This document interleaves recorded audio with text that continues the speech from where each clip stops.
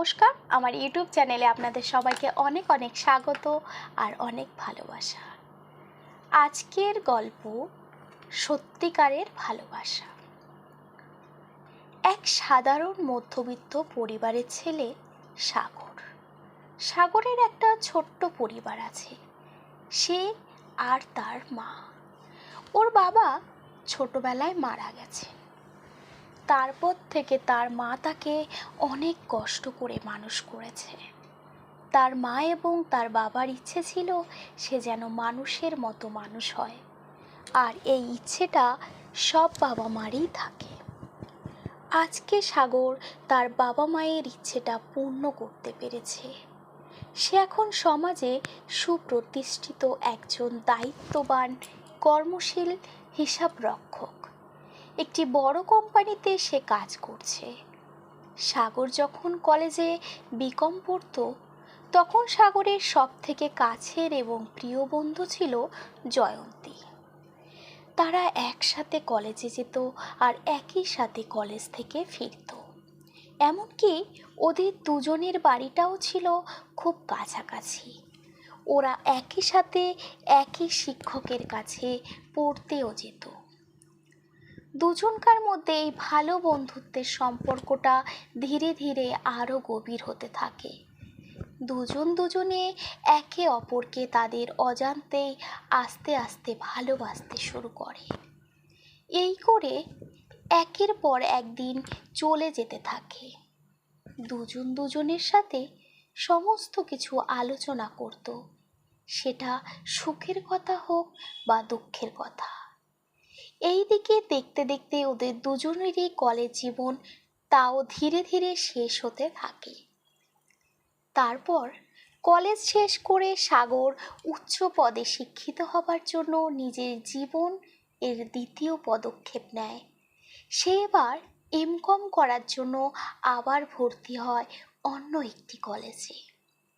আর জয়ন্তী একটি চাকরি পাওয়াতে সে আর পড়াশুনো করতে চায়নি। কিন্তু সব সময় জন্য ওদের দুজনের মধ্যে যোগাযোগ থাকত। সকাল থেকে রাত একে অপরের খোঁজ নিয়েই চলে। দুজনেই দুজনের সাথে একদিনও দেখা না করে থাকতে পারে না।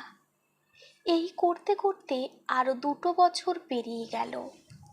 এইদিকে সাগরও একটা ভালো চাকরি পেয়েছে। একদিকে চাকরি আর একদিকে দুজনের প্রতি ভালোবাসা নিয়ে কাটিয়ে দিল আরও কয়েকটা বছর। আজ ওরা দুজনেই বুঝতে পেরেছে যে দুজনকে এতটাই ভালোবাসে যে তারা একে অপরকে ছাড়া কোনোদিনও থাকতে পারবে না। এরপর সাগরের মাকে এসে সবটাই জানায়। এই কথা শুনে সাগরের মায়ের খুশি হয় আর সাগরের ভালোবাসাটাকে মেনেও নেয়। আর জয়ন্তীও তার বাবা মাকে জানায় সবটা, কিন্তু তার বাবা সেই কথা শুনে কোনো উত্তর না দিয়ে ঘরে চলে যায়।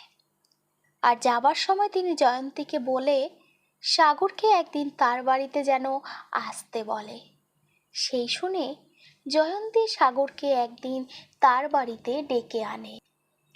সাগর জয়ন্তীর বাড়িতে গেল। জয়ন্তীর বাড়িতে গিয়ে সাগর জয়ন্তীর মা বাবাকে পায়ে হাত দিয়ে প্রণাম করল। জয়ন্তীর বাবা এবার সাগরকে একটি একটি করে নানা রকম জিজ্ঞাসা করতে শুরু করে। উনি সাগরকে প্রথমে জিজ্ঞাসা করে যে সাগর এখন কি কাজ করে। উত্তরে সাগর বলে যে সে একটা বড় প্রাইভেট কোম্পানিতে কাজ করছে। তারপর জিজ্ঞাসা করে তার নিজস্ব বাড়ি আছে কিনা। সাগর বলে না, তার নিজস্ব কোনো বাড়ি ঘর নেই, সে একটি ভাড়া বাড়িতে থাকে। তখন তিনি সাগরকে বলেন যে তুমি যে আমার মেয়েকে বিয়ে করবে, তা আমি কি কাজ করি জানো তুমি? সাগর একটু চিন্তায় পড়ে বলে, হ্যাঁ জানি, আপনি একজন সহৃদয় সরকারি কর্মকর্তা। তখন জয়ন্তীর বাবা বলেন, তাহলে দেখো আমি কোন জায়গায় আর তুমি কোথায়? সেই শুনে সাগরের চোখে মুখে চিন্তার আভা। সাগর বলে, আমি জানি যে আপনি আমার থেকে অনেক উচ্চ শিক্ষিত, অনেক উঁচু স্থানে কাজ করে। তাই আমি কখনো আমাকে আপনার সাথে তুলনা করতে পারি না। এইসব শুনে জয়ন্তীর মায়ের সাগরকে মোটামুটি ভালোই লাগলো, কিন্তু তাদের কথাকে আর শোনে। জয়ন্তীর বাবার কথাই পরিবারের শেষ কথা। তার মুখের কথার উপর যে কেউ কথা বলে না। জয়ন্তীর বাবা সাগরকে একটি গুরুত্বপূর্ণ কথা জিজ্ঞাসা করে যে সে যদি তার এই সম্পর্কটাকে মেনে না নেয় তাহলে সাগর কি করবে? তার একটি মাত্র মেয়েকে নিয়ে তারই অমতে বিয়ে করবে নাকি অন্য কিছু সিদ্ধান্ত নেবে? এই কথা শুনে সাগর পছন্দই ভেঙে পড়ল আর চোখ দিয়ে অশ্রু ঝরতে লাগলো, কারণ সে যে জয়ন্তীকে খুব ভালোবাসে। কিন্তু এই কথার উত্তর যে দিতেই হবে। নিজেকে শক্ত করলো আর বলল, দেখুন আঙ্কেল, আপনি আপনার মেয়েকে ছোট থেকে কোলে পিঠে করে এত বড় করেছেন, মানুষ করেছেন, তাই কখনোই আপনার অমতে আমি ওকে বিয়ে করতে পারবো না। কিন্তু তার মানে এইটা না যে আমি ওকে ভালোবাসি না। আমি ওকে খুব খুব ভালোবাসি, কিন্তু আমার মনে হয় আপনারা ওকে আমার থেকেও আরও বেশি ভালোবাসেন। ওর কাছে আগে আপনারা, তারপর আমি। আপনার কাছে আপনার মেয়ে রাজকন্যা, আর ওর কাছে আপনারা হচ্ছেন ওর বেঁচে থাকার অক্সিজেন। এত কিছুর পরেও জয়ন্তীর বাবা কিছুতেই সাগরকে মেনে নিতে পারছেন না। তিনি রেগে গিয়ে সাগরকে বলে, তুমি আমার সম্পত্তির লোভে বিয়ে করতে চাইছো, তাই তো? সাগর বলে, না আঙ্কেল, একদমই না। আমার কোনো সম্পত্তির উপরে কোনো লোভ নেই। আমি শুধু আর একটা পরিবার চাই। আর আমি যদি সম্পত্তির প্রয়োজন হয় তাহলে একদিন আমি নিজেই সম্পত্তি তৈরি করতে পারবো। জয়ন্তীর বাবা বলেন, আমায় এসব মন ভোলানো কথা বলে কোনো লাভ নেই। আমি তোমার একটা কথাও বিশ্বাস করি না।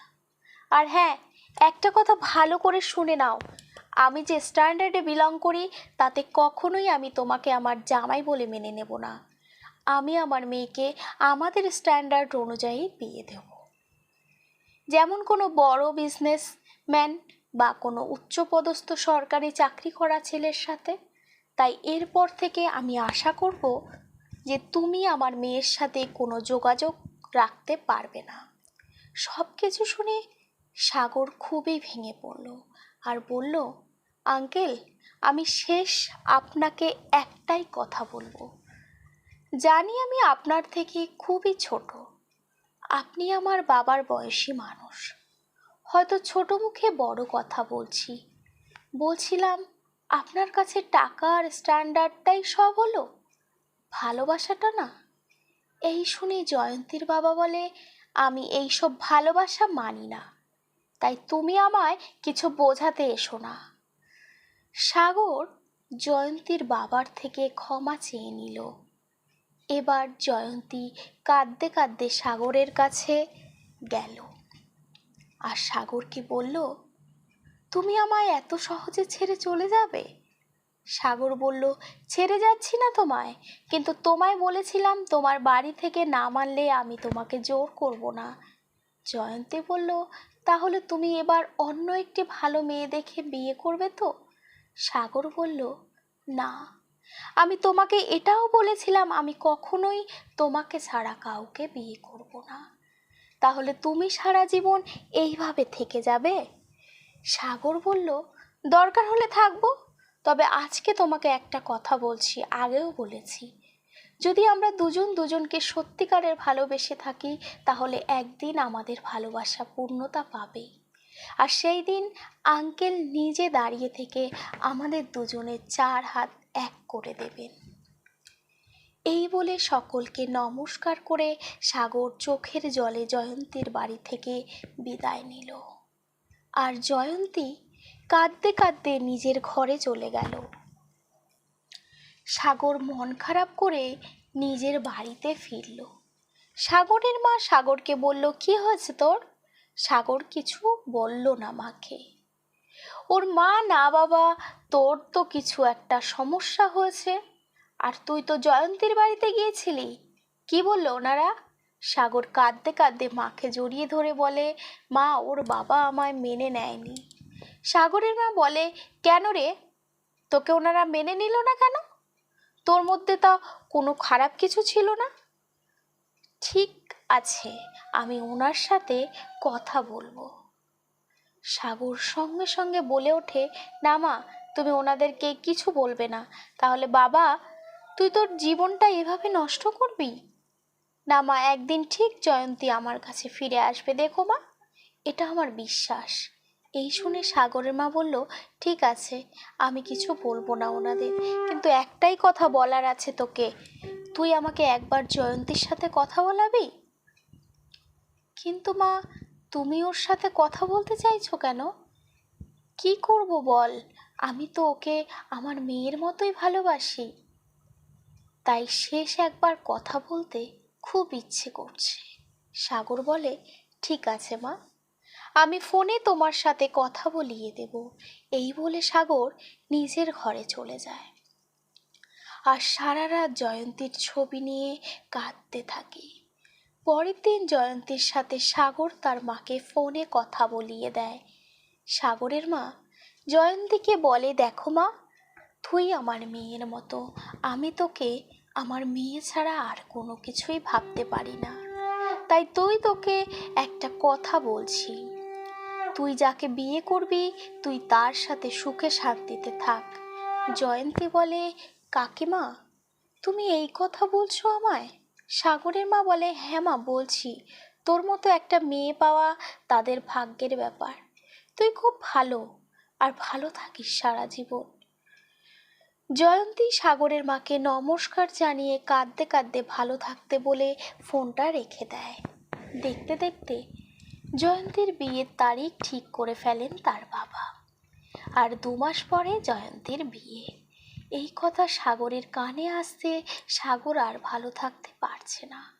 তখন সে সিদ্ধান্ত নেয় সে আর এই কলকাতায় থাকবে না, চলে যাবে কলকাতা থেকে অনেক দূরে। সে তার চাকরির বদলি নিয়ে চলে যায় মুম্বাইতে, সঙ্গে তার মাকেও নিয়ে যায়। দেখতে দেখতে জয়ন্তীর বিয়ের তারিখ চলে আসে। একদিকে জয়ন্তীর বিয়ে হয়ে যায় আর অন্যদিকে সাগর নিজের মনকে বোঝাতে থাকে। জয়ন্তীর বিয়ের 5-6 মাস পর বুকে পাথর চেপে নিয়ে সাগর আর তার মা কিছুদিনের জন্য কলকাতায় আসে। কলকাতায় এসে সাগর তার পুরনো বন্ধুদের সাথে দেখা করতে চায়। সে তার বন্ধুদের নিয়ে সবার আগে যায় তার সবচেয়ে কাছের সঙ্গীর বাড়ির নিচে। সেখানে গিয়ে সাগর খুবই ভেঙে পড়ে আর ভাবতে থাকে সব কিছু শেষ হয়ে গেছে। তখন তার বন্ধুরা তাকে ওখান থেকে নিয়ে চলে আসে এবং সাগরকে বাড়ি পৌঁছে দিয়ে। তার ঠিক 2-1 দিন পরে সাগর একটি কাজের দরকারে তার অফিসের ব্রাঞ্চে যায়। কাজ শেষ করে সাগর বাড়ি আসার সময় হঠাৎ তার সাথে তার মনের মানুষ জয়ন্তীর সাথে দেখা হয়। নমস্কার, আজকের গল্প এ পর্যন্তই। গল্পটি যদি আপনাদের ভালো লেগে থাকে তাহলে অবশ্যই আমার চ্যানেলটিকে সাবস্ক্রাইব করে আমার পাশে থাকবেন। আর যারা চ্যানেলটিকে সাবস্ক্রাইব করে রেখেছেন তাদেরকে অসংখ্য অসংখ্য ধন্যবাদ। আর যদি গল্পটিতে কোনো ভুলভ্রান্তি হয়ে থাকে তাহলে অবশ্যই আমায় ক্ষমা করবেন আর কমেন্ট করে জানাবেন। আর সবাই ভালো থাকবেন, সুস্থ থাকবেন, সাবধানে থাকবেন।